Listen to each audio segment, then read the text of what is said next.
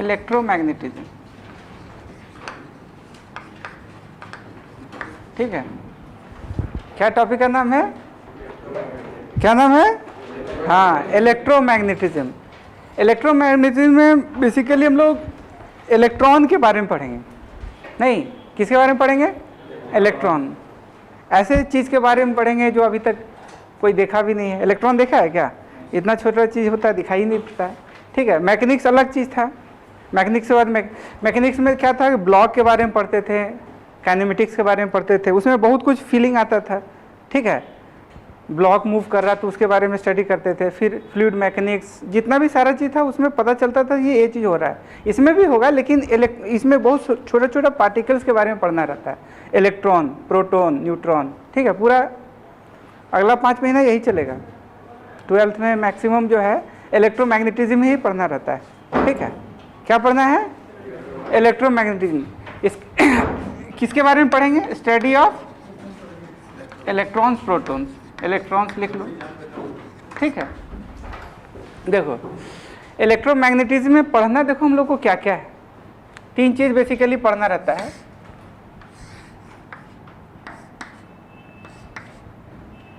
Electrostatics, ठीक। उसके बाद मैग्नेटिक फील्ड। अरे बोलो, क्या पढ़ना है? मैग्नेटिक फील्ड और इलेक्ट्रोमैग्नेटिक वेव। इलेक्ट्रोमैग्नेटिक वेव, ठीक। इलेक्ट्रोमैग्नेटिज्म इलेक्ट्रोडायनेमिक्स करके भी आता है। इरोडो में टॉपिक का नाम है इलेक्ट्रोडायनेमिक्स पूरा टोटल, ठीक। इलेक्ट्रोमैग्नेटिज्म कर लो या इलेक्ट्रोडायनेमिक्स कर लो, बात बराबर। इसमें कितना पार्ट है टोटल? 3 पार्ट। क्या क्या? इलेक्ट्रोस्टैटिक्स, मैग्नेटिक फील्ड और इलेक्ट्रोमैग्नेटिक वेव। अच्छा, इलेक्ट्रोस्टैटिक्स में नाम देख ही रहा है, चार्जेस जो रेस्ट पोजीशन में होगा बेसिकली उसी के बारे में पढ़ेंगे, ठीक है। तो इलेक्ट्रो मतलब क्या होता है? चार्ज नहीं, इलेक्ट्रो मतलब, और स्टैटिक्स का मतलब, तो जो चार्ज रेस्ट पोजीशन में होगा उसके बारे में पढ़ेंगे। कौन सा टॉपिक होगा ये हमारा? डल रिस्पॉन्स। क्या होगा? आवाज नहीं आया यार, क्या होगा? हाँ, इलेक्ट्रोस्टैटिक्स। इलेक्ट्रो मतलब क्या? चार्ज। स्टैटिक्स का मतलब, तो जो चार्ज रेस्ट में होगा, तो हम लोग क्या चैप्टर का पढ़ेंगे? इलेक्ट्रोस्टैटिक्स। इलेक्ट्रोस्टैटिक्स में भी देखो, इसमें पढ़ेंगे चार्जेस एट रेस्ट वाला बात होगा। क्या होगा? चार्जेस एट रेस्ट, जब चार्ज रेस्ट पोजीशन में। ये भी बड़ा चैप्टर है। इसमें इलेक्ट्रोस्टैटिक्स 1 और इलेक्ट्रोस्टैटिक्स 2 करके आएगा। इलेक्ट्रोस्टैटिक्स 1 में देखो हम लोग क्या पढ़ेंगे? Coulomb's law, electric field, electric potential, यहाँ तक, ठीक। उसके बाद इलेक्ट्रोस्टैटिक्स 2 आता है। इलेक्ट्रोस्टैटिक्स 2 में क्या क्या आएगा? इलेक्ट्रिक फ्लक्स, गॉस लॉ और कैपेसिटर, ठीक। ये इतना सारा चीज़ क्या चीज़ में आएगा? इलेक्ट्रोस्टैटिक्स 2, ठीक है। ज़्यादातर क्वेश्चन इलेक्ट्रोस्टैटिक्स 2 से ही आता है, पोटेंशियल से आएगा और इलेक्ट्रोस्टैटिक्स 2 से आएगा। बाकी ये तो अपना ग्रेविटेशन जो पढ़ा होगा वैसा ही पूरा मैं, मतलब इलेक्ट्रोस्टैटिक्स पढ़ाने के बाद ग्रेविटेशन पढ़ाने की जरूरी नहीं पड़ता है। फिर एक्स्ट्रा और 2 क्लास पढ़ाना रहता है, 3 क्लास। अगर इलेक्ट्रोस्टैटिक्स ढंग से पढ़ लिया जाए तो ग्रेविटेशन पढ़ने का जरूरी नहीं है। फिर एक्स्ट्रा कितना क्लास एक्स्ट्रा पढ़ना रहता है? 3 क्लास, ठीक है। उस 3 क्लास में पढ़ना क्या क्या रहता है? पूरा तो सिमिलर है। एक्स्ट्रा पढ़ना रहेगा कैपलर्स लॉ, प्लैनेटरी मोशन, जियो स्टेशनरी सैटेलाइट, ठीक है। इस टाइप से रिलेटेड जो है बस इतना ही पढ़ना रहता है, ठीक है। बाकी सारा चीज़ दोनों मैच करता है। यहाँ k q1 q2 by R square होगा, ग्रेविटेशन में क्या होगा? g m1 m2 by R square. Total इधर का फोर्स और उधर टोटल लक्षण बराबर रहता है। नहीं, ये भी कंजर्वेटिव है, वो भी कंजर्वेटिव है, ये भी इन्वर्स स्क्वायर लॉ को फॉलो करता है, वो भी करता है, ये भी सेंट्रल, वो भी सेंट्रल, टोटल ड्रामा वही है, ठीक है। पूरा एकदम सीरियस है यार, है? थोड़ा सा अंदर लाओ। 11 12 एकदम पूरा चकाचक होना चाहिए, लाइट मारना चाहिए बच्चे का शरीर से, इंटरनल टाइप का लगे कि हाँ बाराती जाना है? कितना खुश हुआ दम बाराती के नाम से। नहीं, एकदम पूरा दूल्हा जैसा रहना चाहिए। 11 12 का बात है, थोड़ी ना मजाक है, ठीक है। तो चार्जेस एट रेस्ट पोजीशन। अब मैग्नेटिक फील्ड में क्या पढ़ना रहेगा? मैग्नेट के बारे में, ठीक है। मैग्नेट बहुत कम पढ़ना है, ऐसे मैग्नेटिक इफेक्ट कौन दे सकता है? अगर चार्जेस मोशन में रहेगा तो वही चीज़ देगा, मैग्नेट वाला बात जैसा हो जाएगा, ठीक है। तो इसमें मैग्नेटिक फील्ड में हम लोग को क्या पढ़ना रहेगा? Charges at motion, charges at motion, या जब ये मूव करता रहेगा तब जो इफेक्ट पढ़ेंगे वो मैग्नेटिक फील्ड होगा, या फिर मैग्नेट वगैरह भी आ जाता है, मैग्नेट आ जाएगा इसमें, ठीक है। और इलेक्ट्रोमैग्नेटिक वेव, ठीक, इलेक्ट्रोमैग्नेटिक वेव ऐसे हायर स्टडीज़ में बहुत ज़्यादा पढ़ना रहता है, मतलब बीटेक लेवल में, ठीक है, या फिर एमएससी वगैरह में बहुत ज़्यादा पढ़ना रहता है। यहाँ पर उतना ज़्यादा नहीं, छोटा सा चैप्टर है जो बोर्ड के लिए भी बहुत ज़्यादा इंपॉर्टेंट है और जेई मेंस के लिए भी बहुत ज़्यादा इंपॉर्टेंट है। हर साल एक क्वेश्चन या 2 क्वेश्चन कहीं ना कहीं रहेगा। ये बहुत छोटा सा, मतलब कि ये लगता है कि अगर घर में भी पढ़ो तो 1.5-2 घंटा में ये क्वेश्चन चैप्टर जो है कंप्लीट हो जाता है। सोचो उसमें जेई मेंस में 2 क्वेश्चन या 1 क्वेश्चन बना सकता है, ठीक है। तो इसमें इलेक्ट्रोमैग्नेटिक वेव में हम लोग क्या पढ़ेंगे? जब चार्ज एक्सेलरेट करेगा तो हम लोग ये चैप्टर पढ़ेंगे, इलेक्ट्रोमैग्नेटिक वेव।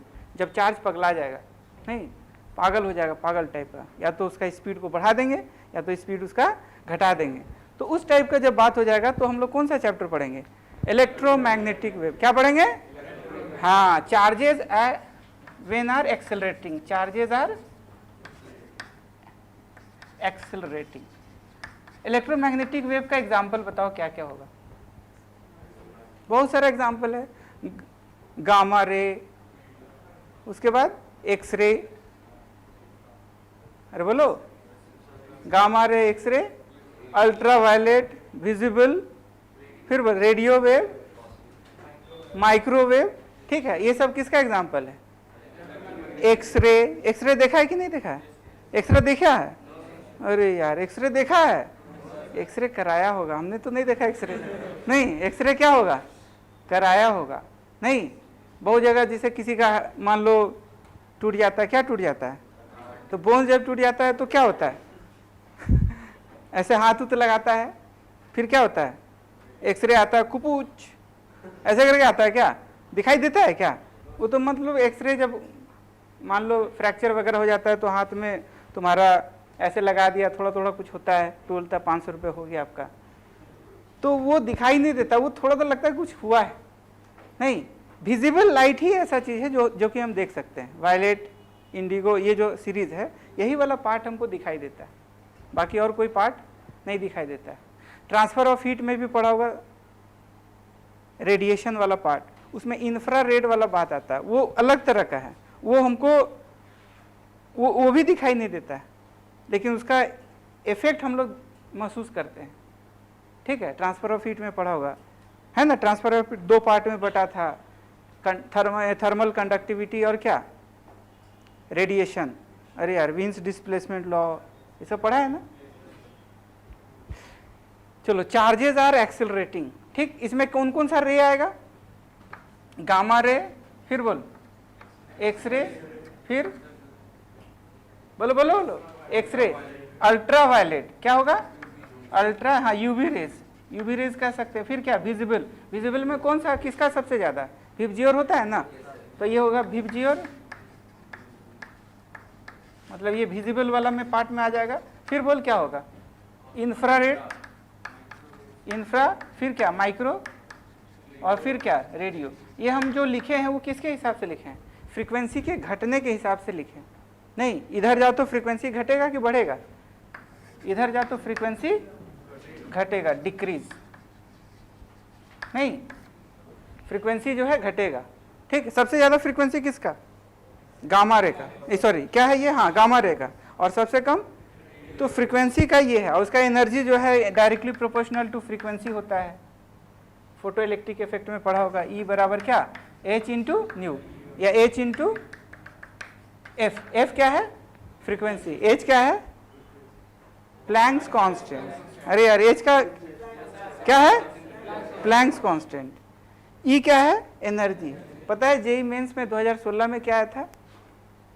बहुत सारा, मतलब रेडियो वेव, माइक्रोवेव, ये मतलब ये सब बहुत सारा रे लिखा हुआ था, मतलब वेव्स लिखा हुआ था, और अरेंज करना था डिक्रीजिंग ऑर्डर में, किसका क्या होगा। सोचो, एक क्वेश्चन हो गया वो, जिसको आइडिया होगा कि ये वाला सीरीज याद होगा ऐसे ऐसे करके, एनर्जी किसका सबसे ज़्यादा होगा या किसका कम होगा वो डिक्रीजिंग ऑर्डर में लिखना था। सोचो कितना आसान क्वेश्चन है ना, लास्ट ईयर भी आया था क्वेश्चन इस तरह से, और बोर्ड लेवल में भी बहुत आसान पार्ट आता है, थोड़ा सा ही पढ़ना रहता है वो आ जाता है नंबर। यहाँ तक ठीक है। इलेक्ट्रोमैग्नेटिक वेव, इसमें बेसिकली क्या चेंज होता है, इलेक्ट्रिक फील्ड और मैग्नेटिक फील्ड, याद है electric field magnetic field. Mechanical wave में क्या चीज़ का वेरिएशन होता है, काइनेटिक एनर्जी और पोटेंशियल एनर्जी का। नहीं, किसी भी मीडियम का काइनेटिक एनर्जी और पोटेंशियल एनर्जी क्या होगा, वहाँ वो चीज़ चेंज होता है। यहाँ पर क्या होगा, इलेक्ट्रिक फील्ड चेंज होगा, मैग्नेटिक फील्ड, और वो दोनों का चेंज होने की वजह से एक वेव जनरेट होता है जिसको क्या बोलते हैं, EMW, इलेक्ट्रोमैग्नेटिक वेव। ठीक, इधर इलेक्ट्रिक फील्ड ऐसे होगा, इलेक्ट्रिक फील्ड इधर, इधर क्या मैग्नेटिक फील्ड, इधर इलेक्ट्रिक फील्ड चेंज होगा इधर, और उसी चेंज की वजह से फिर क्या होता है, एक वेव जनरेट होता है जिसको क्या बोलते हैं, इलेक्ट्रोमैग्नेटिक, और तीनों आपस में म्यूचुअली परपेंडिकुलर होता है। ये अगर मान लो क्या हो जेड डायरेक्शन, ये अगर क्या हो वाई डायरेक्शन, तो एक्स के डायरेक्शन में क्या मूव करेगा, इलेक्ट्रोमैग्नेटिक वेव। बाद में पढ़ेंगे, देखो इस टाइप से, ये क्या है इलेक्ट्रिक फील्ड, ये क्या है, और ये क्या है इलेक्ट्रोमैग्नेटिक, ऐसे ऐसे करके चेंज होता रहेगा। अरे यार नहीं समझा, तीनों आपस में क्या mutually perpendicular, electric field magnetic field, ये तो याद भी रहने का चीज़ है, ऐसे से एकदम एक्सरसाइज करते चले गए। ठीक है, तीनों आपस में म्यूचुअली परपेंडिकुलर रहता है। तो ये सब सारा किस में पढ़ेंगे, इलेक्ट्रोमैग्नेटिक वेव में। बोल चमका यहाँ तक, अरे बोलो। अब हम लोग सबसे पहले इसमें क्या पढ़ेंगे, इलेक्ट्रोस्टैटिक्स। ठीक, इलेक्ट्रोस्टैटिक्स का पार्ट 1, जिसमें बहुत सारा पार्ट में डिवाइड किया हुआ रहेगा। पहले हम लोग सबसे पहला क्लास होगा चार्जेस के बारे में पढ़ना है। किसके बारे में, charges which is at rest position. Electrostatics नाम ही कह रहा है, क्लियर। ठीक है, तो टॉपिक लिखो इलेक्ट्रोस्टैटिक्स। ठीक है, इलेक्ट्रोस्टैटिक्स ऐसे 1 हम लोग पढ़ेंगे। इलेक्ट्रोस्टैटिक्स 1 में क्या क्या पढ़ना है, charge, Coulomb's law, electric field, electric potential, यहाँ तक। इलेक्ट्रोस्टैटिक्स 2 में electric flux, Gauss law, capacitor. ठीक, देखो इलेक्ट्रोस्टैटिक्स, इलेक्ट्रो का मतलब क्या होता है, बोलो बोलो बोलो, चार्ज, और स्टैटिक्स का मतलब रेस्ट। बढ़िया से रिस्पॉन्स करेगा। जब चार्ज रेस्ट पोजीशन में होगा तो हम लोग क्या पढ़ेंगे, इलेक्ट्रोस्टैटिक्स। चार्ज, चार्ज का ऐसा यूनिट क्या होता है, कूलम। ठीक है, चार्ज का एग्जांपल कौन कौन सा चार्ज होता है, पॉजिटिव चार्ज और नेगेटिव चार्ज। कोई दिक्कत वाली बात। अब चार्ज को सबसे पहले हम लोग डिफाइन करेंगे, चार्जेस होता क्या है। चार्ज क्या है, हाँ फंडामेंटल प्रॉपर्टी है। मास भी फंडामेंटल प्रॉपर्टी होता है, चार्ज भी फंडामेंटल प्रॉपर्टी है। तो चार्ज एक फंडामेंटल प्रॉपर्टी है जो इलेक्ट्रिक फील्ड और मैग्नेटिक फील्ड दोनों जेनरेट करता है। ठीक है, चार्ज का देखो प्रॉपर्टी, देखो क्या क्या है। जब चार्ज रेस्ट पोजीशन में होगा, देखो चार्ज एट रेस्ट, तो जब चार्ज एट रेस्ट होगा, रेस्ट समझ में आ रहा है। ठीक है, तो ये इलेक्ट्रिक फील्ड जनरेट करता है। क्या जनरेट करता है, इलेक्ट्रिक फील्ड, डर रिस्पॉन्स। क्या जनरेट करता है, इलेक्ट्रिक फील्ड जनरेट भी करता है, और किसी इलेक्ट्रिक फील्ड के अंदर, एक्सटर्नल इलेक्ट्रिक फील्ड के अंदर अगर उसको रख दिया जाए तो उस एक्सटर्नल इलेक्ट्रिक फील्ड की वजह से फोर्स भी लग सकता है उसके ऊपर। नहीं, इलेक्ट्रिक फील्ड खुद भी जनरेट कर सकता है, और किसी दूसरे एक्सटर्नल इलेक्ट्रिक फील्ड के अंदर रख दिया जाए तो उसके ऊपर फोर्स भी लगेगा। ठीक, तो जब चार्ज रेस्ट पोजीशन में होगा, जैसे ये मान लो 2 तरह का चार्ज होता है, पॉजिटिव चार्ज और नेगेटिव चार्ज। हम लोग एक एक करके डिस्कस करेंगे। तो मान लो ये पॉजिटिव चार्ज है, जब ये रेस्ट पोजीशन में रहेगा तो क्या जनरेट करेगा, इलेक्ट्रिक फील्ड। जब ये चार्ज कांस्टेंट वेलोसिटी से मूव कर रहा है, कांस्टेंट वेलोसिटी, तब ये हमारा इलेक्ट्रिक फील्ड तो करेगा ही, साथ में मैग्नेटिक फील्ड भी जनरेट करेगा। क्या जनरेट करेगा, मैग्नेटिक फील्ड, इलेक्ट्रिक फील्ड भी और साथ साथ मैग्नेटिक फील्ड भी। ठीक, तो ये प्रॉपर्टी इसका है। और जब ये एक्सेलरेट करता हो, मान लो चार्ज पगला जाए साला, एक्सेलरेट, ठीक है, तो क्या होगा, इलेक्ट्रिक फील्ड भी करेगा, मैग्नेटिक फील्ड भी करेगा, और साथ में एक और फील्ड, मतलब एक और वेव जनरेट करता है जिसको क्या बोलते हैं, इलेक्ट्रोमैग्नेटिक वेव। तो EMW इज प्रोड्यूस्ड। ठीक है, CBSE में बोर्ड लेवल में क्वेश्चन भी पूछा हुआ है, कि how X rays are produced, या बहुत सारा चीज़, मतलब कि इलेक्ट्रोमैग्नेटिक वेव का कोई भी चीज़। तो ये भी देखो मार्किंग स्कीम में रहता है कि सिर्फ ये भी लिख देगा कि if charge is accelerated then we can produce any kind of electromagnetic wave. कोई भी एग्जाम्पल है, बहुत सारा है, लेकिन उसका बेसिक क्या है लॉ? बेसिक मतलब कि उसका ये क्या है कि एक्सेलरेट होना चाहिए। एक्सेलरेट बोले तो वेलोसिटी टाइम के रेस्पेक्ट में चेंज होना चाहिए, ठीक है। तो उसको हम लोग EMW जनरेट होता है। तो ये इसका प्रॉपर्टी है। अब देखो चार्ज को हम लोग डिफाइन कैसे करेंगे, define.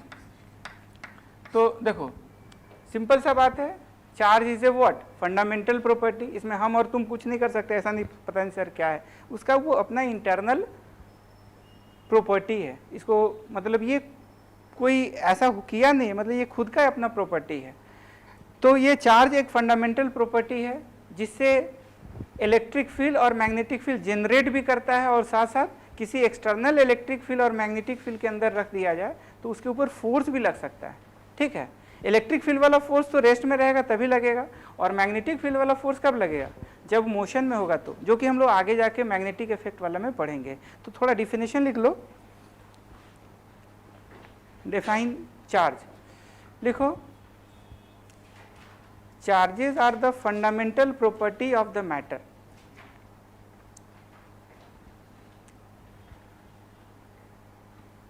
Charges are the fundamental property of the matter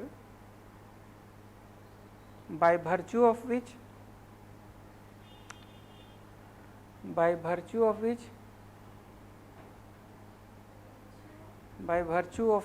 it produces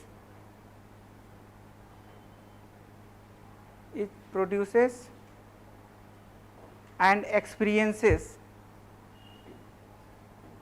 it produces and can experiences, या it produces electric field and magnetic field, ऐसा लिख लो पहले। it produces electric field and magnetic field and can experiences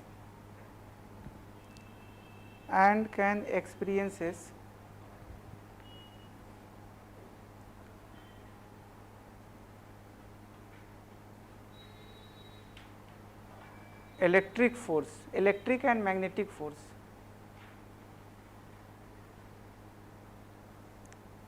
electric and magnetic force, ठीक है। Can को underline कर दो, can मतलब समझ रहा है, मस्ट नहीं है, वो कंडीशन पे डिपेंड करेगा किस तरह का है। मैग्नेटिक फील्ड वाला फोर्स लगने के लिए क्या होगा, कंडीशन डिपेंड करेगा। कंडीशन क्या है, पार्टिकल मोशन में होना चाहिए और proper Fleming left hand rule वगैरह लगता है तो सही डायरेक्शन में भी होना चाहिए। उसका ये है, मतलब क्रॉस प्रोडक्ट का ये रूल को भी फॉलो करता है, जो कि हम लोग आगे डिस्कस करेंगे, ठीक है। तो चार्जेस होता क्या क्या है, चार्ज का एग्जांपल इलेक्ट्रॉन, प्रोटॉन और हाँ पॉजिट्रॉन भी है, फिर और क्या क्या सुना है, अल्फा पार्टिकल, बहुत सारा ये है। तो हम लोग बेसिकली इस चैप्टर में इलेक्ट्रॉन और प्रोटॉन के बारे में खाली आइडिया लेना है। तो देखो अब इसका प्रॉपर्टीज ऑफ चार्ज में देखो क्या क्या आएगा। टॉपिक लिखो प्रॉपर्टीज ऑफ चार्ज। टॉपिक क्या है, प्रॉपर्टीज ऑफ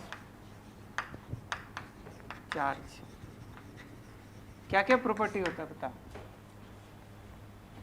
सबसे पहला,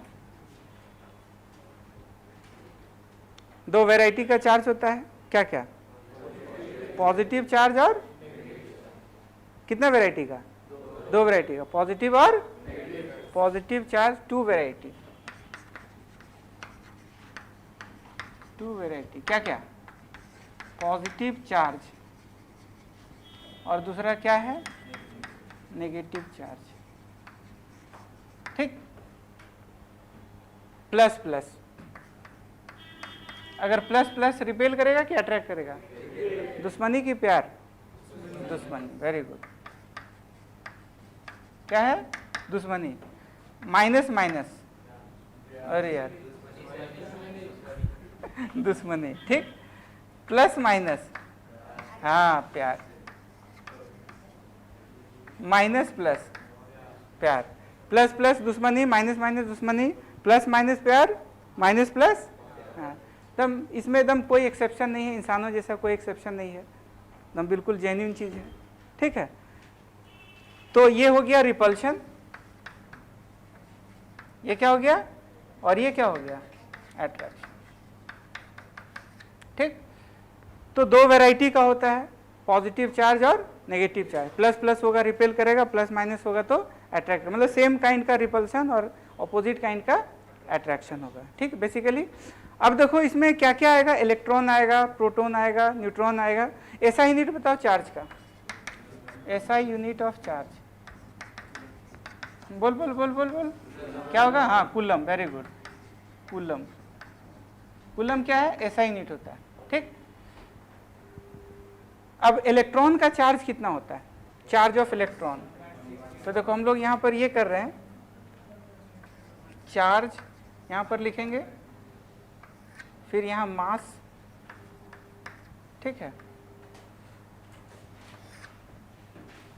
चार्ज में देखो क्या क्या आएगा, इलेक्ट्रॉन पहले लिखते हैं, पहला इलेक्ट्रॉन।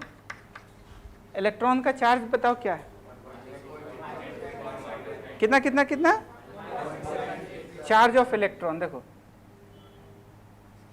चार्ज ऑफ इलेक्ट्रॉन बोल कितना, -1.6 इंटू 10⁻⁻19 कूलम।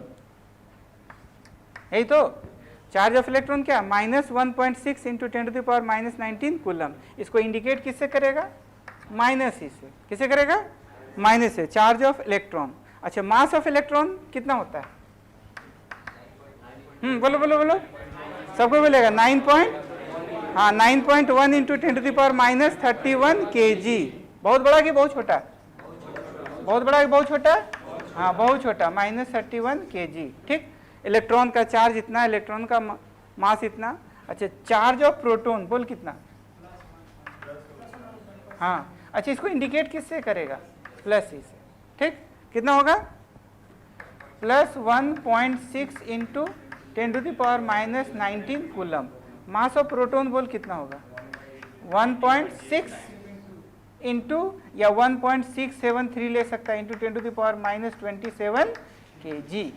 देखो कौन बड़ा है, प्रोटॉन का मास ज्यादा कि इलेक्ट्रॉन का मास ज्यादा, प्रोटॉन का। कितना ज्यादा, याद है क्या, केमिस्ट्री में पढ़ा होगा, हाँ 1837 टाइम्स लगभग। तो हम लोग उसको 2000 लगभग मानेंगे, मतलब प्रोटॉन का मास काफी ज्यादा है इलेक्ट्रॉन के मास के रिस्पेक्ट में। कितना है, 1837 टाइम्स। इजी कैलकुलेशन के लिए कितना ले सकता है, लगभग 2000। ठीक है, इतना ज्यादा है। अच्छा, किसका चार्ज ज्यादा है, इलेक्ट्रॉन का चार्ज ज्यादा है कि प्रोटॉन का चार्ज, हाँ दोनों का चार्ज इक्वल है। ऐसा नहीं कि प्रोटॉन का चार्ज मतलब अगर डिफरेंस निकाल लेगा तो +3.2 इंटू 10⁻⁻19 कूलम ज़्यादा होगा। ये ओनली कन्वेंशन है कि इलेक्ट्रॉन का चार्ज नेगेटिव लिया गया है और प्रोटॉन का चार्ज पॉजिटिव लिया जाएगा। It is only A convention. इसका ये मतलब नहीं होता है कि इलेक्ट्रॉन का जो चार्ज है वो कम है और प्रोटॉन का चार्ज ज़्यादा है, क्योंकि वो 0 से कम है, वो 0 से ज़्यादा है। It is only A convention, सिर्फ पढ़ने के लिए एजम्पशन लिया गया है। बोल चमका। अब न्यूट्रॉन का चार्ज ऑफ न्यूट्रॉन, न्यूट्रॉन भी आएगा, उसके बारे में भी देख लेते हैं। बोल चार्ज ऑफ न्यूट्रॉन कितना, न्यूट्रॉन क्या है, न्यूट्रॉन। न्यूट्रॉन को कैसे इंडिकेट करेगा, इसका चार्ज कितना, इतना। ठीक है, चार्ज 0 और मास नंबर 1 लेंगे तो ये इंडिकेट हो गया। अब इसका चार्ज तो होता नहीं है, नो चार्ज, तो ये क्या 0। और मास ऑफ न्यूट्रॉन कितना होगा, 1.675 लेगा इंटू 10⁻⁻27 kg। इसका मतलब स्लाइटली ज़्यादा है। तो हम ऐसा कर सकते हैं, मास ऑफ न्यूट्रॉन इज लगभग कंपेरेबल टू क्या, mass of proton, and it is very greater then mass of electron. ठीक, तो दो वैरायटी होता है, इलेक्ट्रॉन पॉजिटिव चार्ज और नेगेटिव चार्ज। ये थोड़ा थोड़ा बेसिक हो गया। अब देखो न्यूट्रल का मतलब क्या होता है, न्यूट्रल का मतलब नो चार्ज, चार्जलेस। हाँ, number of protons is equal to number of electrons. तो अभी हम लोग देखो ये पहला प्रॉपर्टी हम लोग पढ़े, 2 वैरायटी का चार्ज है। आगे देखो, देखो ये हम लोग इसका दूसरा प्रॉपर्टी बता रहे हैं, ये additive nature.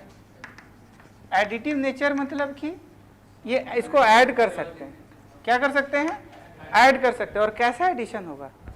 Scalar addition, vector addition नहीं। Under root a square plus b square plus 2ab cos theta नहीं लगाना है। क्या लगाना है? सिंपल वाला ऐड, जैसे हम वर्क को ऐड करते थे, डिस्टेंस को ऐड करते हैं, ठीक है। जो जो स्केलर क्वांटिटी का जो जो भी एग्जांपल है, नॉर्मल वाला एडिशन करते हैं, ठीक है। नॉर्मल वाला एडिशन करेंगे, मल्टीप्लाई, जितना भी रूल है सब स्केलर वाला ऐड होगा। दो तरह का ना फिजिकल क्वांटिटी, स्केलर क्वांटिटी और वेक्टर। तो चार्ज क्या है? तो स्केलर एडिशन। जो वेक्टर होगा उसका क्या? Vector addition. जैसे इसके बाद कूलम्स लॉ आएगा, कूलम फोर्स के बारे में पढ़ना है, तो उसका कैसा एडिशन हो जाएगा? Vector addition. तो जो स्केलर है वो स्केलर एडिशन और जो वेक्टर है वो वेक्टर एडिशन। तो ये बिल्कुल एडिटिव नेचर है, स्केलर एडिशन होगा, बिल्कुल स्केलर एडिशन, ठीक है। कैसा एडिशन? Scalar addition. और स्केलर एडिशन में से मान लो -9 कूलम प्लस 6 कूलम, बोल कितना आएगा? -3 कूलम। बहुत आसान। प्लस 6 कूलम माइनस, बोल कितना आएगा? +3। एकदम सिंपल वाला। अरे बोलो, ठीक है, एकदम सिंपल एडिशन। तो दो वैरायटी होता है, एडिटिव नेचर होता है, स्केलर एडिशन को फॉलो करता है। कोई दिक्कत वाली बात? अब चार्ज जो है, चार्जेस आर इनवेरिएंट। इनवेरिएंट का मतलब क्या समझता है? बोलो बोलो बोलो। हाँ, वेरी गुड। जो स्पीड पे डिपेंड नहीं करता, मतलब कुछ भी किसी भी स्पीड से मूव करा दो चार्ज को तो उसका मैग्नीट्यूड चेंज नहीं होगा। लेकिन ऐसा ये मास में नहीं होता है, ठीक है। तो हम लोग ऐसा कर सकते हैं कि charge does not depend on speed, charges does not depend on speed. Speed पे डिपेंड नहीं करता है। बहुत सारा चीज़ है जो स्पीड पे डिपेंड करेगा। रिलेटिविटी पढ़ेंगे, लेंथ चेंज होता है, length contraction, time dilation, higher study में करना रहता है, थ्योरी ऑफ रिलेटिविटी में पढ़ना है। तो ये सब सारा चीज़ चेंज होता है। मास चेंज होता है, मास डायलेशन, मास भी चेंज होता है, टाइम भी चेंज होता है, लेंथ वगैरह भी चेंज होता है, लेकिन चार्जेस चेंज नहीं होता है। मास देखो कैसे कैसे चेंज होता है। देखो मॉडर्न फिजिक्स में थोड़ा सा जानना है, ऐसे वर्क पावर एनर्जी में भी एक न्यूमेरिकल था इसी टॉपिक से रिलेटेड, CBSE NCERT पैटर्न पे है, NCERT लेवल का। देखो m बराबर m0 मास। देखो मास को वेरिएंट बोला गया। Mass is what? Mass is variant. Variant बोले तो हाँ, मास स्पीड पे डिपेंड करता है। मतलब हम ऐसा कर सकते हैं, mass is a function of speed. Mass is a function of. अब ये किस तरह का इक्वेशन को फॉलो करेगा? अगर चेंजिंग होगा तो कैसा फॉलो करेगा? तो आइंस्टाइन साहब देखो क्या बताए थे, ठीक है। पूरा ये करने के बाद कि अगर कोई object comparable to speed of light से मूव करता है तब इसका इफेक्ट ऐसा देखा गया। ऐसा नहीं कि हम लोग मूव कर रहे हैं तो चलो 10 की, कोई अगर 55 kg का है तो 60 kg रहेगा वो मूव करते वक्त। या कार मान लो मूव कर रहा है, या सोहेब अख्तर बॉल फेंका तो बॉल का स्पीड बहुत ज़्यादा, मास ज़्यादा लेके आ रहा है। ये सब छोटा वाला स्पीड पे डिपेंड नहीं करता। कब वो मायने रखता है? हाँ, जब लाइट का स्पीड से नहीं, comparable to speed of light. Light के स्पीड से थोड़ी कोई मूव कर सकता है। No one can move with the speed of light, या उससे ज़्यादा भी किसी का स्पीड नहीं हो सकता है। ये हाईएस्ट वेलोसिटी है टिल, जो हम लोग को मालूम है। लाइट का स्पीड से ज़्यादा किसी का स्पीड नहीं हो सकता है रियलिटी में, ठीक है। तो कोई ऑब्जेक्ट अगर उस तरह का स्पीड से मूव करेगा तब ये ऑब्जर्व किया जाएगा। तो m बराबर m0 अंडर रूट क्या होगा? 1 minus v square by c square. c क्या है? Speed of light. c क्या है? स्पीड ऑफ लाइट है। v क्या है? हाँ, स्पीड ऑफ ऑब्जेक्ट, जिस समय वो v स्पीड से मूव कर रहा होगा। नहीं, m0 क्या है? रेस्ट मास बोला जाता है। रेस्ट मास का मतलब हाँ, उस वक्त का मास जब ये रिलेटिवली रेस्ट में होगा, ठीक है। क्या चीज़ में होगा? रेस्ट पोजीशन में। और m क्या है? ये उस वक्त का मास है जब वो स्पीड v से मूव कर रहा है। अरे यार, ये उस वक्त का मास है जब स्पीड v से। अच्छा, मास बढ़ा कि घटा? बोलो बोलो, घटा?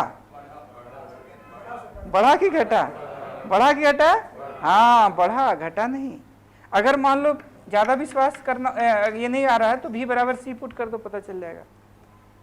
अगर v बराबर c पुट करेगा तो ये बन जाएगा क्या? 1, 1 माइनस 1 0, समथिंग डिवाइडेड बाई 0, ठीक है, तो m टेंडिंग टू क्या हो गया, इन्फिनिटी, अनंत, नहीं, बहुत ज़्यादा मास। लेकिन ये सब कब, जब comparable to speed of light हो तब। क्या ऐसा स्पीड को हम एक्वायर कर सकते हैं, सोच लो। तो फिर ये फिर आया कहाँ से? हाँ, वेरी गुड, लाइट पार्टिकल्स में ऐसा पॉसिबल हो जाता है। नहीं, जैसे सोचो कि फोर्स बराबर मास इंटू एक्सेलरेशन, फोर्स बराबर क्या, मास इंटू एक्सेलरेशन, तो एक्सेलरेशन बराबर क्या होता है, फोर्स बाय मास। अब किसी चार्ज पार्टिकल, मान लो इलेक्ट्रॉन ही ले लेते हैं, ठीक है, तो इलेक्ट्रॉन के ऊपर मान लो ज़्यादा नहीं, हम सिर्फ 10 न्यूटन का फोर्स लगवाते हैं, ज़्यादा नहीं, कितना न्यूटन का बात हो रहा है, 10 न्यूटन का। तो अगर हम फोर्स 10 न्यूटन लगवाते हैं किस पे, वो इलेक्ट्रॉन पे, और इलेक्ट्रॉन का मास अभी पढ़ा ही कितना होता है, mass of electron is what, बोलो बोलो बोलो, हाँ 9, easy calculation, 9 into 10 to the power -31 kg ना। चल इजी कैलकुलेशन, 10 लो साला 9 लो और एक कम लो, नहीं 9 न्यूटन मात्र लगा। 9 न्यूटन का होता कितना हो सकता है, 1 kg का वजन को ऐसे हाथ में हथेली में ले लो, नहीं 1 kg मतलब व्हाट, 9.8 न्यूटन। सोचो 1 kg का वजन के हिसाब से इसको फील करो, फिजिक्स फील करने का चीज़ है, ऐसा नहीं कि बेरहमी जैसे समझ में आ ही रहा, चलो फिजिक्स को फील करना होगा। तो 1 kg मात्र उठाओ तो कितना न्यूटन का ये, हाँ 9.8 न्यूटन या 10 न्यूटन का तुम फील कर सकता है इतना, ठीक। अब सुन, A बराबर F/m होता है, A का यूनिट क्या होता है, मीटर पर सेकेंड स्क्वायर, मीटर पर सेकेंड स्क्वायर बोले तो मीटर पर सेकेंड, ठीक, मतलब 1 सेकेंड बीतेगा तो कितना मीटर पर सेकेंड स्पीड बढ़ेगा, ये चीज़ के बारे में आइडिया देता है कौन, एक्सेलरेशन। अरे यार, मतलब जी का वैल्यू हम लोग कितना लेते हैं, 9.8 मीटर पर सेकेंड स्क्वायर। इसका मतलब अगर कोई ऑब्जेक्ट को गिराएंगे ना तो हर एक सेकेंड बीतता जाएगा और स्पीड 9.8 मीटर पर सेकेंड से हर सेकेंड के बाद उतना बढ़ता जाएगा। मतलब 1 सेकेंड के बाद स्पीड 9.8, तो फिर 1 सेकेंड और बीतेगा तो कितना, और 9.8 बढ़ जाएगा तो 19.6 हो जाएगा। फिर 1 सेकेंड और बीतेगा तो फिर 9.8 और एक्स्ट्रा बढ़ जाएगा तो कितना हो जाएगा, 3 इंटू 9.8 हो जाएगा। मतलब प्रति सेकेंड इतना बढ़ता जाएगा। इस चीज़ के बारे में आइडिया देता है कौन, एक्सेलरेशन। अगर वो बार बार इक्वल अमाउंट से बढ़ रहा तो कांस्टेंट एक्सेलरेशन, और इक्वल अमाउंट से नहीं बढ़ रहा तो वेरिएबल एक्सेलरेशन वाला बात आ जाएगा। अब सुनो, देख इसको फील करो क्या हो रहा है चक्कर, ये ऐसा हम क्यों इसके, अगर हम लोग A बराबर इतना, फोर्स हम लोग कितना लिए देख, 9 न्यूटन डिवाइडेड बाई, हाँ 9 इंटू 10 टू द पावर -31, कितना, अब देख सॉल्व करो, 9 से 9 गया,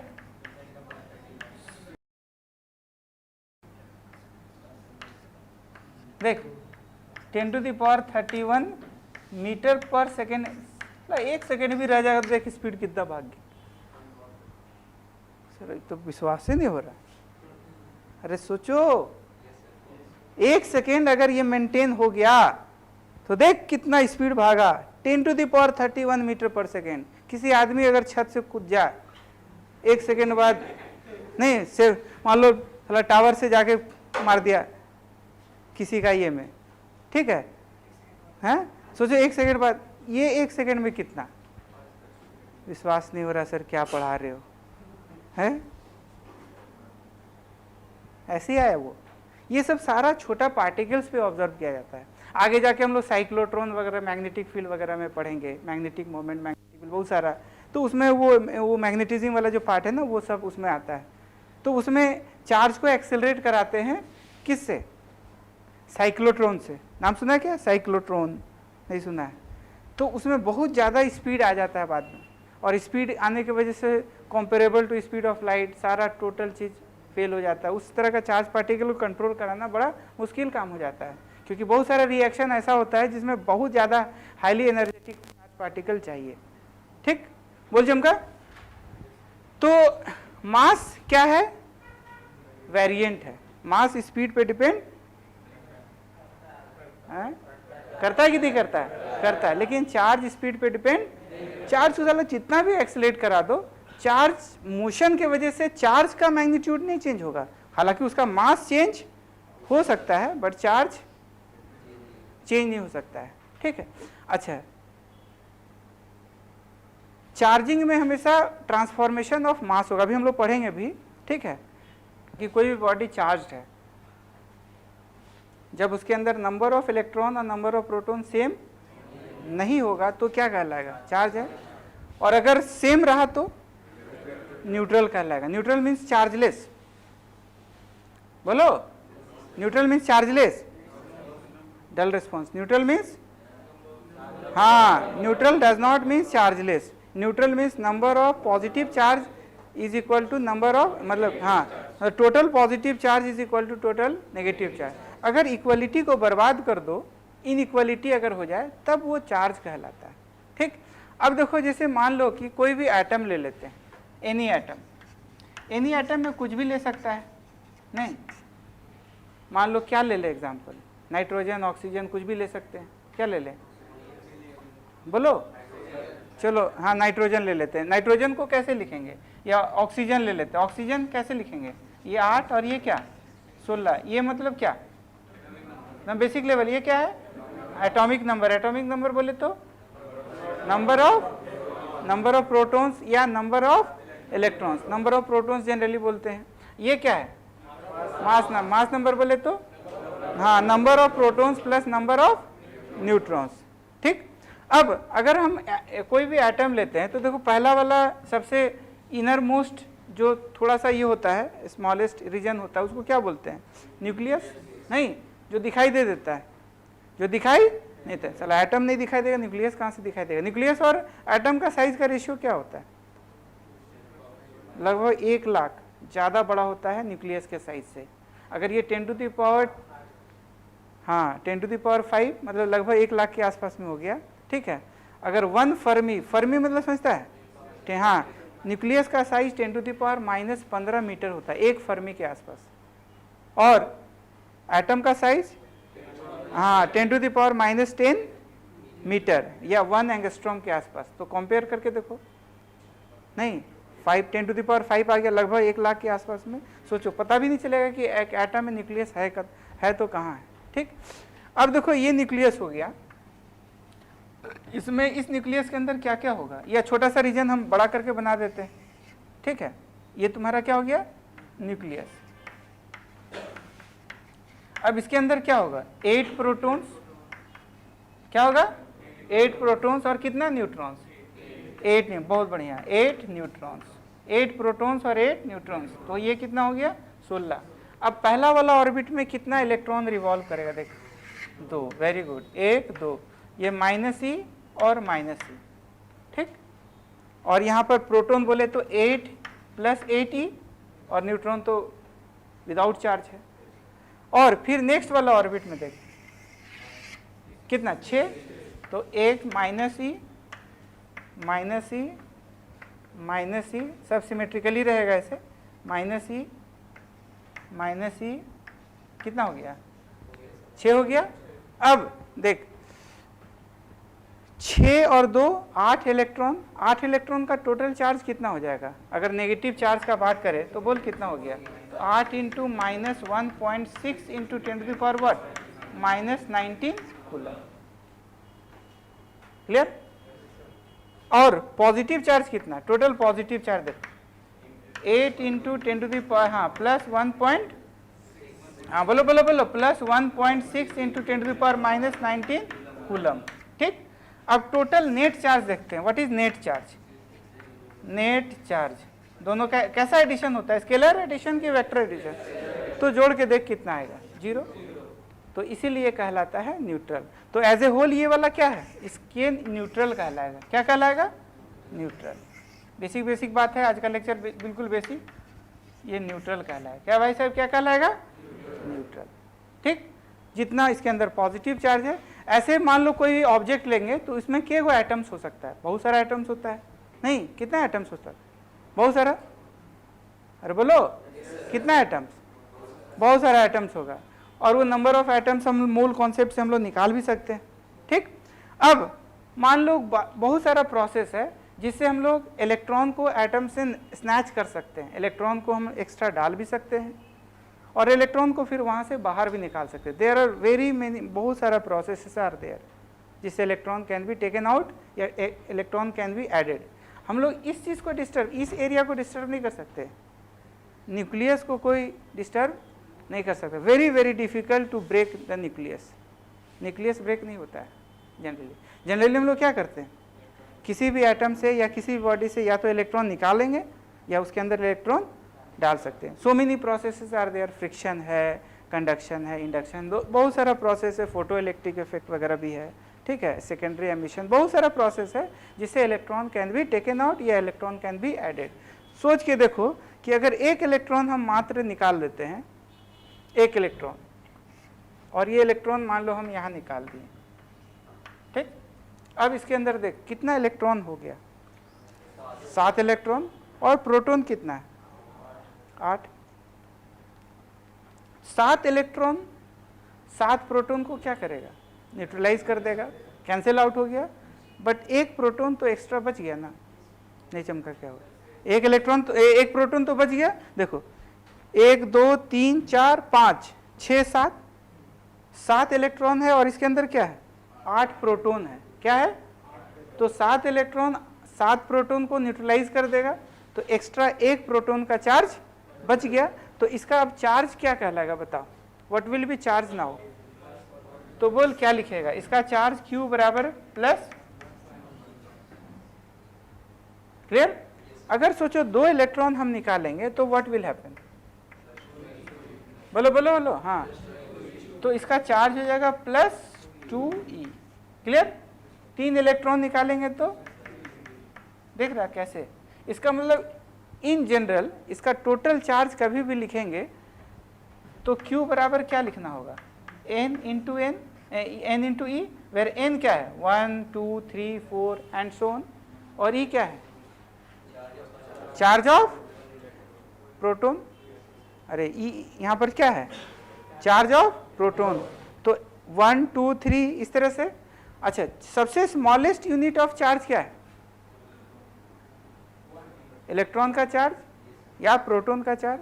ये इलेक्ट्रॉन को भाई साहब फ्रैक्शन नहीं कर सकते, this electron can not B divided.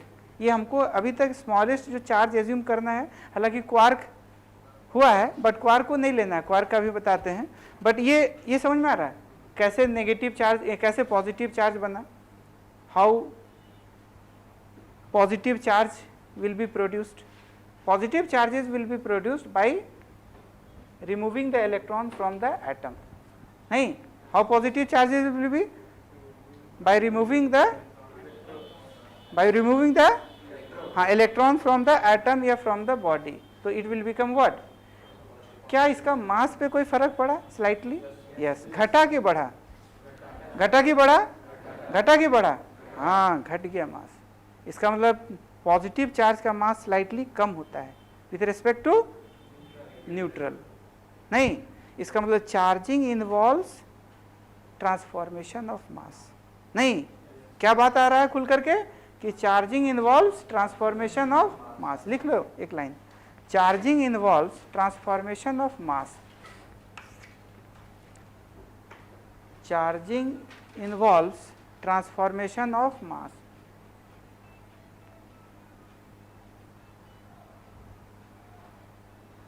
Charging involves transformation of mass. फिर एक लाइन लिखो, neutral does not means chargeless, neutral does not means chargeless, neutral means,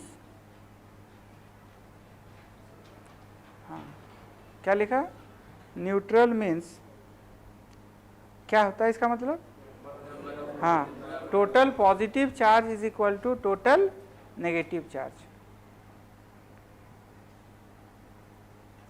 total positive charge is equal to total negative charge.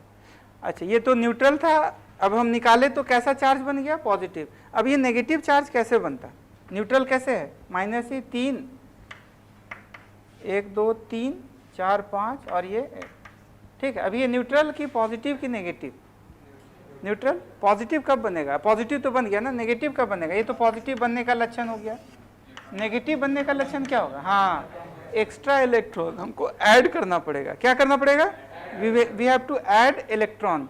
तो मान लो कहीं से किसी भी तरह से कोई भी सही ढंग या गलत ढंग से, ठीक है, मान लो किसी दूसरे ऑब्जेक्ट से एक इलेक्ट्रॉन हम ऐड कर दिए,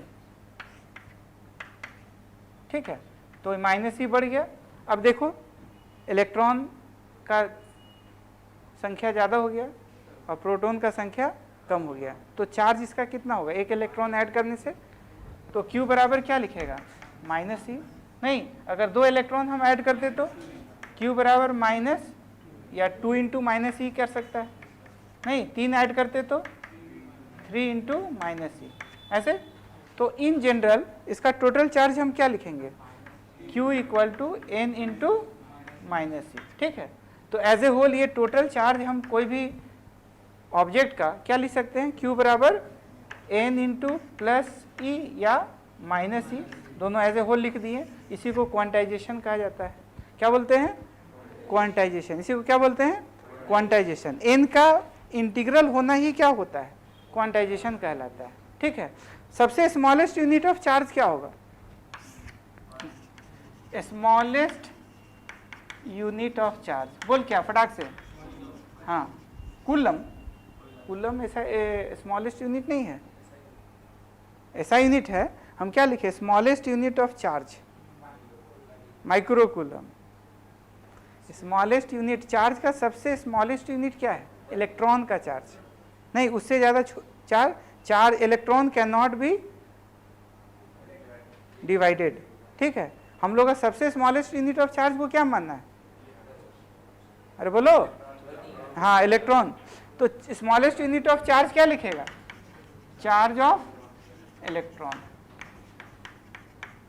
या फिर चार्ज ऑफ प्रोटॉन भी बोल सकता है, चार्ज ऑफ प्रोटॉन। हालांकि यही तुम लोग को मानना पूरा टोटल 11th-12th में, ज़्यादा इसमें दिमाग नहीं लगाना सर क्वार्क है तो ये है तो वो है, वो सब नहीं। सबसे स्मॉलेस्ट यूनिट हम लोग को मानना है इलेक्ट्रॉन या प्रोटॉन का चार्ज, ठीक है। अब देखो कोई बालक बोल रहा था coulomb. Coulomb is not the smallest unit of charge. एक कूलम बहुत बड़ा चार्ज होता है। एक कूलम पता है कितना इलेक्ट्रॉन जुटेगा तो 1 कूलम बनेगा, या कितना प्रोटॉन जुटेगा तो देखो Q बराबर, अभी हम लोग देखें ना, Q बराबर n इंटू ई का फॉर्मूला होता है, ठीक है। Q बोले तो 1 कूलम, n हमको निकालना है और E क्या है? 1.6 इंटू 10⁻⁻19 कूलम। देखो देख रहा है 1 कूलम Q का वैल्यू, ये इलेक्ट्रॉन का चार्ज। अब देखते हैं n का वैल्यू कितना आएगा। अब यहाँ क्रॉस मल्टीप्लिकेशन करेगा तो 1 कूलम बाई 1.6 इंटू 10⁻⁻19 अगर ये सॉल्व करेंगे तो n का वैल्यू पता है कितना आएगा? 10⁻18 इतना। मतलब इतना इलेक्ट्रॉन्स या इतना प्रोटॉन्स जुटेगा तो जाके साला 1 कूलम का चार्ज बनेगा। 2 कूलम मतलब क्या? इसी का डबल कर दो तब 2 कूलम। तो ऐसा यूनिट समझ में आ रहा है? स्मॉलेस्ट यूनिट इलेक्ट्रॉन का चार्ज होता है, कूलम नहीं होता है, ठीक है। ना कि 1 माइक्रो कूलम या डेका कूलम या फेम्टो कूलम कर देता है, नहीं, वो सब अलग। वो हाईटेक उतना नहीं लगाना है, सीधे इतना इलेक्ट्रॉन्स जुटेगा तो 1 कूलम कहलाएगा, ठीक है। स्मॉलेस्ट यूनिट बोल, चार्ज ऑफ इलेक्ट्रॉन। क्या लेना है? चार्ज ऑफ इलेक्ट्रॉन, ना कि क्वार्क। ऐसे क्वार्क जो ये हुआ है, इन्वेंशन हुआ है, बट वो रियली में मतलब ऐसा कर सकते हैं कि फ्रीली नेचर में फ्रीली एग्जिस्ट करता नहीं है, इसीलिए उसको कंसीडर नहीं करते हैं, ठीक है।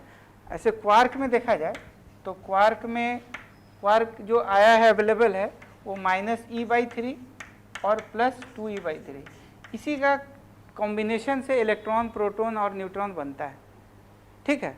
बट इसको क्यों नहीं कंसीडर करते हैं? क्योंकि नेचर में क्या होता है?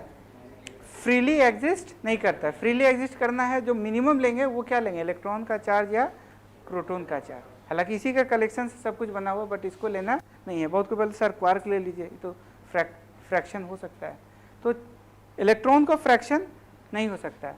अब किसी भी ऑब्जेक्ट का देखो, कोई ऑब्जेक्ट है, ठीक है, तो अगर कोई भी ऐसे नॉर्मल में लेंगे तो ये क्या होगा, न्यूट्रल। क्या होगा, अच्छा इसको तोड़ देंगे तो पॉजिटिव अलग हो जाएगा, नेगेटिव अलग हो जाएगा, नहीं, जब भी रहेगा तो वो न्यूट्रल ही रहेगा। और वो हर एटम में जो है पूरा ये टोटल इसको टुकड़ा भी करेगा तो total positive charge is equal to total negative charge होगा। अच्छा ऐसा हो सकता है कि जैसे मान लो कोई दो ऑब्जेक्ट है, ऑब्जेक्ट नंबर ए और ऑब्जेक्ट नंबर बी, ठीक, कोई भी प्रोसेस है, फ्रिक्शन से, रबिंग से या कोई भी और प्रोसेस है, क्या हम can we remove the electron from one object to other? तो बताओ इसका चार्ज हम ऐसा कर सकते हैं कि हम 10 इलेक्ट्रॉन यहाँ पर यहाँ से यहाँ भेज दें, 10 भेज सकते हैं क्या? क्या 9 इलेक्ट्रॉन भेज सकते हैं? क्या 2.5 इलेक्ट्रॉन भेज सकते हैं? नहीं, वी कैन नॉट रिमूव। देखो ये 0.5 इलेक्ट्रॉन का कोई हिसाब किताब नहीं है। क्या ऐसा हो सकता है 3.1 ऐसे? अरे बोलो, क्या ऐसा हो सकता है 3.1 इंटू 10⁵ हाँ ऐसा हो सकता है, ऐसा हो सकता है। तो देखो ये वाला इंटीजर है भाई साहब, ये क्या है, ये बड़ा इंटीजर है। ऐसे अगर देखा जाए नॉर्मल लाइफ में तो ये वाला इंटीजर बहुत बड़ा इंटीजर होगा, छोटा मोटा नहीं, बहुत बड़ा इंटीजर बनता है, ठीक है। तो ये सब ये लिख सकते हैं, no it can not be written, ये नहीं लिख सकते हैं, ये नहीं लिख सकते हैं, ये चलेगा, यस ये भी चलेगा और ये भी चलेगा। तो क्वांटाइजेशन ऑफ चार्ज में एज ए होल हम क्या लिख सकते हैं, Q बराबर n इंटू प्लस माइनस ई बोलो, ठीक है। तो n का इंटीजर होना ही क्वांटाइजेशन कहलाता है। ये पैकेट में एग्जिस्ट करता है, बहुत सारी चीज़ है जो क्वांटाइज्ड है। और क्वांटा क्या कहलाता है, क्वांटा का मतलब व्हाट, स्मॉलेस्ट यूनिट, कोई भी चीज़ का सबसे स्मॉलेस्ट थिंग जो है वही क्वांटा कहलाता है। तो यहाँ क्वांटा क्या कहलाएगा, इलेक्ट्रॉन का चार्ज क्या कहलाएगा। अगर पूछो what is the quanta of charge, मतलब पूछना चाह रहा है कि smallest possible value of charge बताओ, तो इलेक्ट्रॉन का चार्ज या फिर प्रोटॉन का चार्ज। नहीं चमका, क्या हुआ, क्वांटा मतलब व्हाट, बोलो बोलो, स्मॉलेस्ट थिंग, स्मॉलेस्ट उस चीज़ का ये है। और जब भी होगा तो इसी का कलेक्शन में पूरा एग्जिस्ट करेगा, इसका फ्रैक्शन, इलेक्ट्रॉन का फ्रैक्शन नहीं हो सकता है। तो n क्या है, इंटीजर। अरे बोलो n क्या है, n का इंटीजर होना ही क्वांटाइजेशन कहलाता है। अब मान लो एक नंबर का क्वेश्चन पूछता है बोर्ड में, विच, देखो फिजिक्स में क्या है ना कि एक्सपेरिमेंट करने के बाद बहुत सारा चीज़ का ये हो, बहुत सारा जस्टिफाई करना रहता है, ऐसे बोलने से वो जस्टिफिकेशन नहीं होता है, उसका एक्सपेरिमेंट करना रहता है। तो पूछ देखिए अगर which experiment shows that quantization of charge, तो क्या होगा आंसर तुम्हारा। हाँ very good, Millikan's oil drop method, बहुत अच्छा वाला है। क्या, कौन सा मेथड है, Millikan's oil drop. Millikan's oil drop experiment है जो ये जस्टिफाई करता है कि चार्ज जो है वो क्या है, क्वांटाइज्ड है। विच मेथड, मिलिकन, लिख लो एक line, Millikan's oil drop experiment, Millikan's oil drop experiment shows that charge is quantized, shows that charge is quantized। बोल क्लियर। तो चार्ज क्वांटाइज्ड है, ये एक्सपेरिमेंट बता रहा कौन सा, Millikan's oil drop method, Q बराबर n इंटू प्लस माइनस, ठीक। अब n यहाँ पर क्या है, इंटीजर, ठीक है, n क्या है, इंटीजर है। अब देखो इसमें छोटे छोटे क्वेश्चन देखो क्या बोल सकता है, जैसे कि कोई भी ऑब्जेक्ट है तो can we calculate number of atom inside it या number of molecule inside it. इसके लिए तुम लोग केमिस्ट्री में पढ़ा होगा, मोल कॉन्सेप्ट से हम लोग निकाल लेते हैं।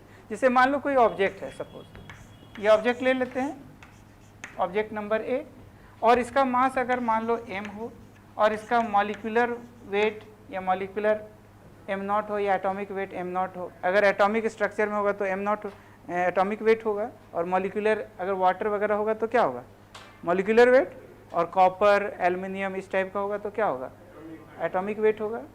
बोल क्लियर। अब अगर इसका मॉलिक्यूलर वेट या एटॉमिक वेट m0 हो, m इसका गिवन मास हो, ठीक है, तो इसके अंदर नंबर ऑफ एटम अगर एटॉमिक फॉर्म में होगा तो, या मॉलिक्यूलर फॉर्म में होगा तो नंबर ऑफ मॉलिक्यूल, वो कैसे निकालेंगे। तो उसका फॉर्मूला क्या होता है? हाँ, तो उसका फॉर्मूला बोलो बोलो कर, N dash by N A equal to M by M naught. M क्या है भाई साहब? बोलो बोलो बोलो, गिवन मास, बहुत शानदार। एम नॉट क्या है? हाँ, मॉलिक्यूलर या एटॉमिक, ठीक। ये क्या है? बोलो बोलो बोलो बोलो, ये क्या है? Avogadro number. एवोगैड्रो नंबर का वैल्यू बताओ। 6.023 इंटू 10⁻23 यूनिट बोल पर मोल। अरे यार यही ना है, एक मोल में इतना पार्टिकल्स होगा ना, जैसे हम लोग दर्जन सैकड़ा बोलते हैं ना, वही तो इतना पार्टिकल एक मोल में इतना। एक दर्जन में कितना? 12। सैकड़ा में कितना? 100। तो एक मोल में इतना, यही ना पढ़ा होगा केमिस्ट्री में, एक मोल में इतना पार्टिकल्स होता है। तो ये पर मोल होता है। क्या होगा? पर मोल, ठीक है।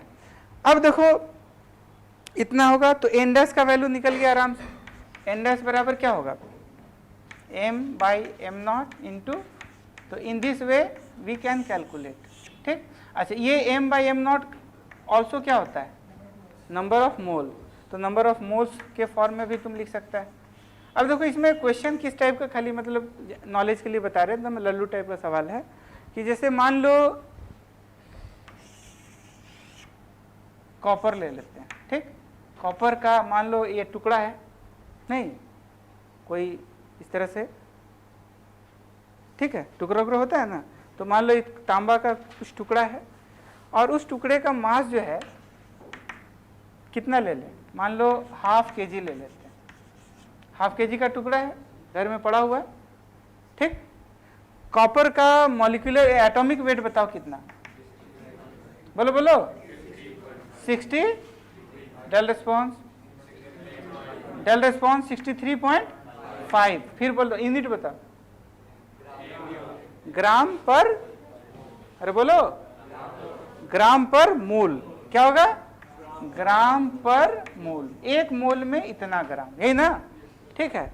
सबसे पहला मान लो क्वेश्चन पूछा कि इसके अंदर बताओ कि नंबर ऑफ एटम कितना होगा। क्या बताना है? पहला question, find number of atoms inside it. बोल बनेगा? कैसे लगाएगा? देखो पहला क्वेश्चन कैसे सॉल्व करेंगे? बहुत आसान। अरे नंबर ऑफ एटम्स ही का तो निकालने का फॉर्मूला है। तो बोल क्या लिखेगा? तो एन डैश बराबर M by am not into N A होता है ना, तो N dash equal to M. M कितना बोल? ½ kg है। kg को क्या चीज में बदलना होगा? हाँ, या तो पूरा को kg में बदल दो और नहीं तो सबको ग्राम में बदल दे क्या? तो ½ kg, kg बोले तो 10⁻³ ग्राम हो गया। एम नॉट कितना? इजी कैलकुलेशन, 63.5 लेके बना रहे हैं, ग्राम पर मोल ऐसे, और इसका भी यूनिट क्या होगा? ग्राम, ठीक। अब क्या बचा? एन ए बोले तो इजी कैलकुलेशन 6 इंटू 10⁻23 यूनिट पर मोल। कुछ कटेगा क्या? देख क्या क्या कटेगा, ग्राम से ग्राम गया, ये मोल से मोल गया, तो इतना नंबर ऑफ एटम आ गया। क्या गया? इतना सारा नंबर ऑफ, इसके अंदर इतना सारा नंबर ऑफ एटम्स है। दूसरा क्वेश्चन, फाइंड, ऐसे तो ये न्यूट्रल ही होगा, ये क्या होगा? फाइनली न्यूट्रल होगा। क्यों न्यूट्रल होगा? क्योंकि इसके अंदर टोटल पॉजिटिव चार्ज बराबर टोटल नेगेटिव चार्ज होगा, इसीलिए क्या होगा? डेल रिस्पॉन्स, ठीक से बोलो, टोटल पॉजिटिव चार्ज इसके अंदर इक्वल टू क्या होगा? टोटल नेगेटिव चार्ज होगा, इसीलिए क्या होगा?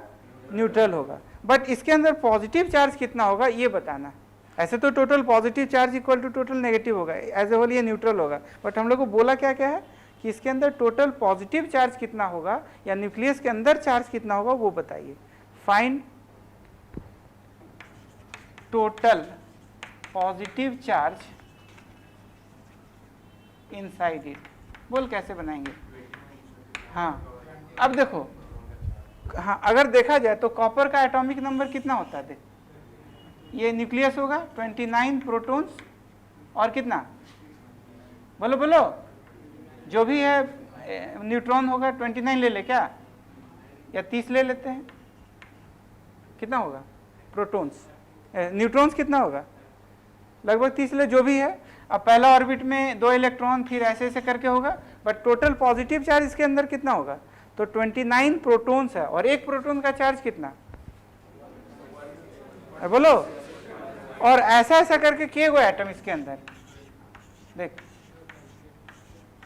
सुनो, अभी हम लोग जो निकाले वो क्या निकाले, नंबर ऑफ एटम, 1 2 3 4 5 करके ऐसे ऐसे क्या निकाले, टोटल क्या निकाले, नंबर ऑफ एटम्स निकाले। अब एक एटम के बारे में देखते हैं, एक एटम कुछ ले लो, एक एटम, एक एटम में देखा जाए तो कितना प्रोटॉन्स है, या एक एटम यहाँ से ये ले लेते हैं, देख एक एटम लेंगे तो 29 प्रोटॉन्स है, कितना है 29 प्रोटॉन, तो 29 प्रोटॉन्स है, तो हम लोग क्या लिखेंगे, Q बराबर 29 प्रोटॉन, प्रोटॉन मतलब 1.6 इंटू 10⁻, अरे बोलो है ना, 29 इंटू 10 कितना, ये 29 क्यों लिखा गया, क्योंकि एक एटम में 29 प्रोटॉन होता है, और एक प्रोटॉन का चार्ज इतना होता है, और ऐसे ऐसे करके के गो एटम होता है हाफ के जी में, जो हम लोग निकाले, तो इसको क्या चीज से गुना कर देगा, एन से, तो इसका टोटल चार्ज कितना हो जाएगा,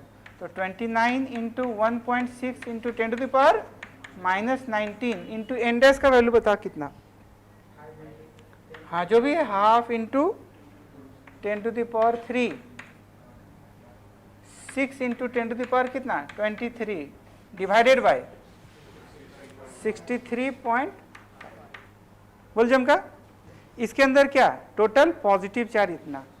अब पूछेगा इसके अंदर टोटल नेगेटिव चार्ज बताएं, तो क्या होगा आंसर, हाँ तो Q बराबर यही जो भी आएगा इसमें माइनस लगा देगा, नहीं जो भी होगा क्या होगा, फिर बोलेगा टोटल चार्ज बताइए, टोटल नेट चार्ज 0, क्योंकि जितना पॉजिटिव चार्ज उतना, जितना पॉजिटिव चार्ज उतना, ये भाई साहब इसके अंदर क्या नेट चार्ज हो गया, बट क्वेश्चन इस टाइप से पूछ सकता है, ठीक। उसी तरह से मान लो एक क्वेश्चन HCB में मिलेगा कि एक ग्लास है इस टाइप से, इसके अंदर पानी है, पानी का क्वांटिटी 100 ग्राम है, बताओ इसके अंदर नंबर ऑफ मॉलिक्यूल्स कितना होगा, बनेगा कि कितना इसके अंदर टोटल इलेक्ट्रॉन्स है, बनेगा टोटल इलेक्ट्रॉनों को सबको जोड़ करके चार्ज, टोटल नेगेटिव चार्ज बता दो, इसके अंदर बन जाएगा।